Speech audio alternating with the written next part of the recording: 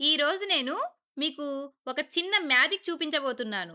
ఇది చూడ్డానికి మాయలా అనిపించినా దీని వెనుక ఒక అద్భుతమైన సైన్స్ ఉంది. ఇక్కడ చూడండి, నేను ఈ డ్రాయింగ్ షీట్ మీద ఒక అందమైన సీతాకోకచిలుకను గీశాను. ఇప్పుడు దీనికి పసుపుతో పెయింటింగ్ వేస్తున్నాను. మనకు తెలుసు కదా, పసుపు సహజంగానే పసుపు రంగులో ఉంటుంది. ఇప్పుడు పెయింటింగ్ పూర్తి చేసి దీన్ని కాసేపు అలానే వదిలేద్దాం. చూడండి, సడన్‌గా ఈ పసుపు రంగు సీతాకోకచిలుక ఎరుపు రంగులోకి మారిపోయింది కదా! ఇది ఎలా జరిగిందో మీకు తెలుసా? పసుపు అనేది కేవలం వంటల్లో వాడే మసాలా దినుసు మాత్రమే కాదు. ఇది ఒక రహస్య పీహెచ్ డిటెక్టివ్. పసుపు మాత్రమే కాదు, ప్రకృతిలో ఇలాంటి రంగురంగుల సూచికలు అంటే ఇండికేటర్స్ చాలా ఉన్నాయి. అవి గులాబీ, మందారం రేకులు, నేరేడు పండు రసం, అలాగే పర్పుల్ క్యాబేజీ. ఈ వీడియోలో మనం ఈ రంగు సూచికలలో కొన్నింటి గురించి వివరంగా తెలుసుకుందాం. మొదటగా మనం పసుపు సూచిక గురించి తెలుసుకుందాం. ఇంతకుముందు మనం పసుపు ద్రావణంతో పెయింటింగ్ వేసిన సీతాకోకచిలుక ఎరుపు రంగులో మారడం చూసాం కదా! అయితే అసలక్కడ ఏం జరిగిందంటే, నేను పసుపు ద్రావణంతో పెయింటింగ్ వేయడానికన్నా ముందే ఈ సీతాకోకచిలుకకు హ్యాండ్ శానిటైజర్‌తో పెయింట్ చేశాను. అందుకనే పసుపు బ్రష్ దాని మీద పడగానే భూమ్! అది ఎర్రగా మారిపోయింది. ఇది మాయాజాలంలా అనిపించవచ్చు, కానీ ఇదంతా సైన్స్.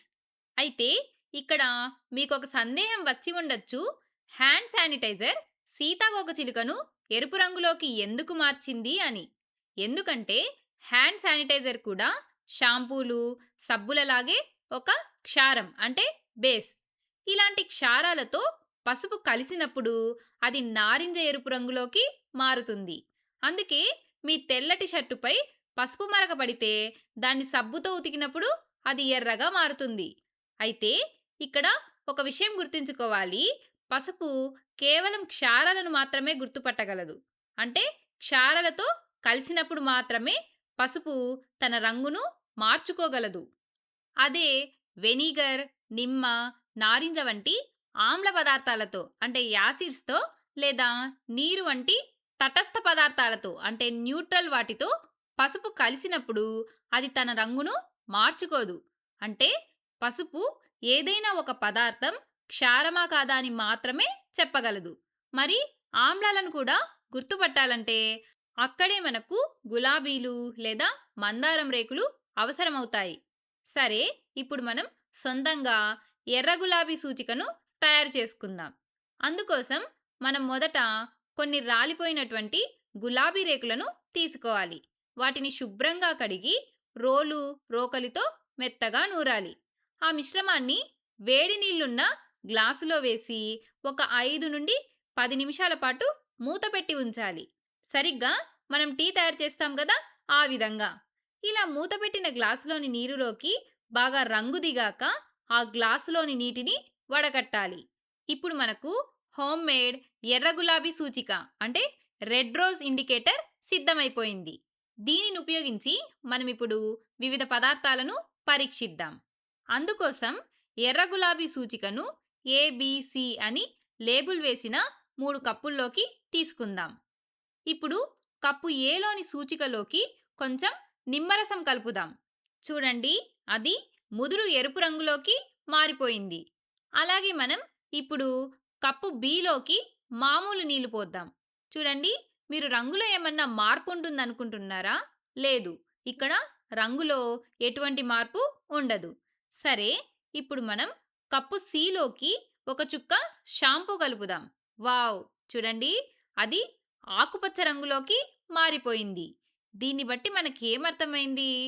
ఎర్ర గులాబీ సూచిక అనేది ఒక సహజ లిట్మస్ పేపర్ లాంటిది.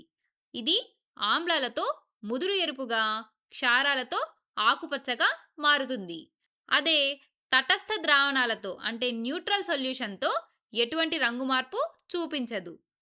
సరే, ఇప్పటిదాకా మనం 2 సహజ సూచికల గురించి తెలుసుకున్నాం. అవేవంటే పసుపు మరియు ఎర్ర గులాబీ సూచిక. మొదట మనం పసుపు గురించి చూస్తే, పసుపు క్షారాలతో కలిసినప్పుడు నారింజ ఎరుపు రంగులోకి మారుతుంది. అదే ఆమ్లాలు మరియు తటస్థ ద్రావణాలతో అది తన రంగును మార్చుకోదు. ఎర్ర గులాబీ సూచిక క్షారాలతో కలిసినప్పుడు ఆకుపచ్చగా మారుతోంది. అదే ఆమ్లాలతో కలిసినప్పుడు ముదురు ఎరుపు రంగులోకి మారుతుంది. మరియు తటస్థ పదార్థాలతో ఎటువంటి రంగు మార్పు ఉండదు. ఇవే కాకుండా బీట్రూట్, ఊదా క్యాబేజీ, నేరేడు పండు లేదా మందార రేకులతో కూడా మనం ఇలాంటి సూచికలని తయారు చేసి ప్రయోగాలు చేయవచ్చు. ఇవన్నీ కూడా మన ఇంట్లోనే దొరికే సూచికలు. వీటిని ఉపయోగించి మీరు కూడా ఇలాంటి మ్యాజిక్‌లను చేయండి.